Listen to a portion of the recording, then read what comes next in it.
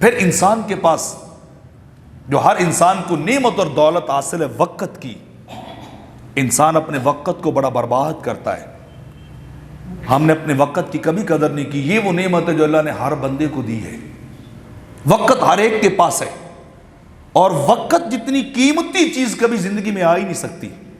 سب سے اعلیٰ چیز غریب کو بھی حاصل، فقیر کو بھی حاصل، لیکن ہم اس وقت کے اندر بھی اسراف اور اس کو برباد کر رہے ہیں۔ کامیاب وہی لوگ ہیں جنہوں نے وقت کی قدر کی ہے۔ کامیاب وہ قومیں ہیں جنہوں نے وقت کو مد نظر رکھا ہے، جنہوں نے وقت کو ضائع کبھی نہیں کیا۔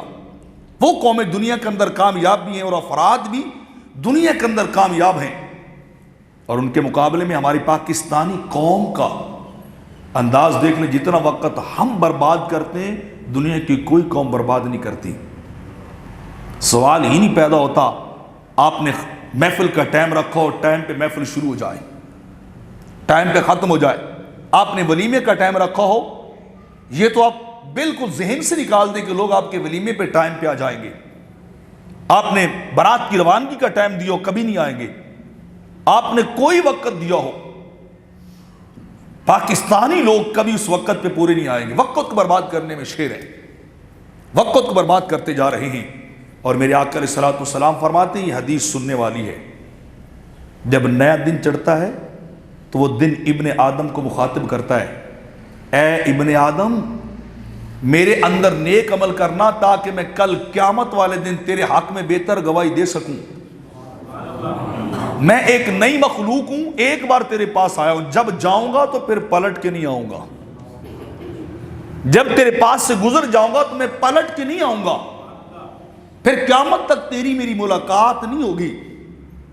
اور رات بھی بندے کو یوں کہتی ہے، جب رات آتی میرے آقا فرماتے ہیں تو رات بندے کو ابن آدم کو مخاطب کر کے کہتی ہے، ابن آدم میرے اندر نیک عمل کرنا، میرے اندر اچھے عمال کرنا، میں نے تیرے متعلق گواہی دینی خدا کی بارگاہ میں جا کر، تو میں بہتر گواہی دے سکوں، لیکن جب میں ایک بار چلی جاؤں گی تو میں پلٹ کے تیرے پاس دوبارہ نہیں آؤں گی۔ یہ وہ قیمتی سرمایہ ہے جو ایک بار انسان کے ہاتھ سے نکل جائے پھر پلٹ کے نہیں آتا، پھر لوٹ کے نہیں آتا۔